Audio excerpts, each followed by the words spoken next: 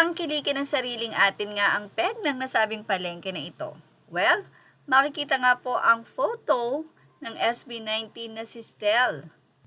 Sa isang palengke, spotted nga ang mga member ng SB19.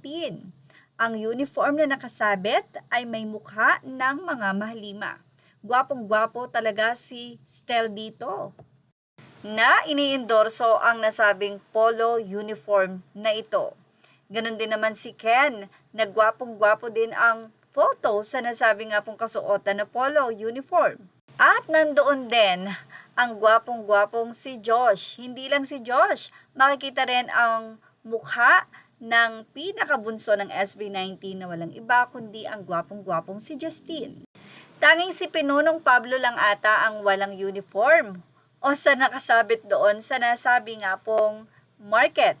Samantala, narito naman ang naging komento ng mga fans. Saan daw ba yung palengke na yan at mapakyaw nga yung mga uniforming nakasabit kay Ken? Maiuwi na rin si Manok. Pamain po nito, pagbili po nito, honesty is policy, say pa ng isang nag-comment. Say pa ng ilan, kahit di na ako nag-aaral, bibilhin ko yung suot ni Stel Ahero, palalamob na lang seller. Mine. Saan ba ito nang mapakyaw nga si Stel Ahero ay yung uniform pala? Mine Stel, pwede naman atang bumalik sa pag-aaral. 6 yung estudyante, dalawa lang yung gunting. Mukhang kahit hindi nga nag-aaral ang 18, mapapabili. At mukhang ang mga mommy 18 ay dito makakabili ng uniform para sa kanilang mga anak sa pasukan.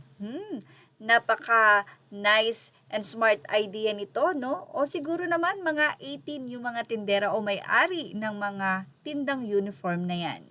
Samantala, pinag-uusapan ngayon sa social media, ang kamakailan lamang ay ibinahagi ni Gerald Napoles sa isang nga pong press conference.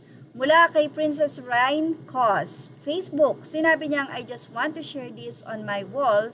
I am not trying to divide. I am not trying to create a hatred. I am seeing layers of the conversations here and I want to share them with you all. Kasi hindi maling sabihin na magandang compliment ang sinabi niya sa SB19. Ngunit hindi din maling punahin na may backhanded implications ito. Say niya sa kanyang post, I understand the point, I really do. I understand why many people saw the statement as beautiful instead of offensive.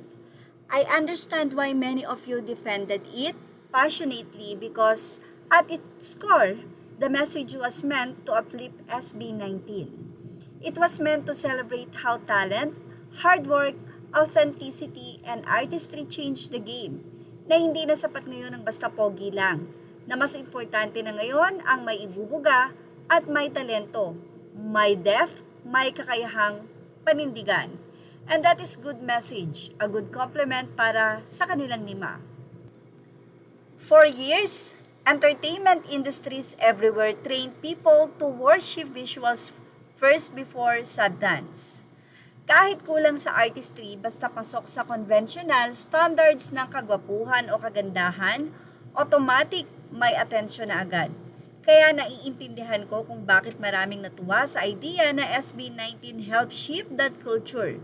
Because they prove that discipline, artistry, intelligence, stage presence, humility, and authenticity can make people stay longer than surface-level attraction ever could. That deserves recognition 100%. But here's the thing, maybe what many of you do not understand is this. You can appreciate the intention of a statement while still questioning the mindset underneath it. You don't have to dismiss, you just have to acknowledge. Because kagaya nyo, natuwa din ako, but then when he said, aminin na natin, hindi naman tayo impress sa itsura nila before, pero grabe ang talent. Something inside me poses. Hindi ko pwedeng i-deny yun. It would take a toll. Not because I hate the compliment, not because I deny the intention, but because I hear something deeper hidden beneath the praise. Alam ko, hindi lang ako, may nakakita din akong comments ng iba with the same sentiments.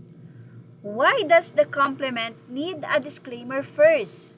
Why does appreciation have to begin with hindi naman sila ganong kagwapo? Before finally arriving at, pero talented sila. Kahit kasi basahin mo pa ng paulit-ulit, hindi nagbago ang framing kung ganon. Unintentionally, na-activate pa rin yung old standard na pogi mo na bago talent. Kasi while he's trying to praise talent, the framework is still orbiting around physical attractiveness as the default metric, di ba? Looks are still the baseline consideration. Talent just became another way to compensate or qualify attractiveness. That's the new pogi. Hindi talaga fully na break yung visual first mentality, na-adjust lang yung criteria kasi instead of completely dismantling shallow standards, parang nire-repackage lang siya. What are your thoughts? I know many of you think I am overanalyzing. I know many of you think I am simply being negative. But I can just simply ignore what my instinct is saying because words matter. Words reveal perspectives people no longer notice they carry. Pwede naman na hindi kayo mag-agree. I would respect that.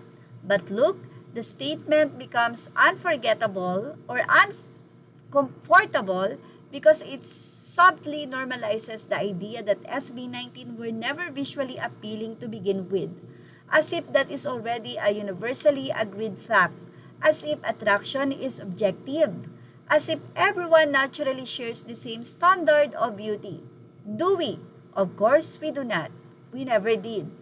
Even the celebrities and idols that media pushes as universally guapo are not attractive to everyone.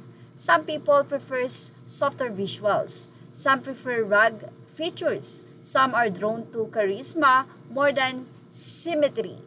Some are attracted to confidence, humor, intelligence, artistry, aura, kindness, or authenticity.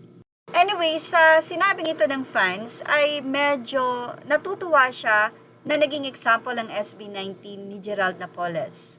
Pero at the same time, medyo may pagka-offensive din ang kanyang sinabi. Sabi nga rin niya, kanya-kanya tayo ng naging take doon sa naging pahayag ni Gerald Napoles. Pero, hindi maikakaila na ang SB19 ay full package na. At nakita natin kung paano nila inalagaan ang kanilang talent at ang kanilang looks.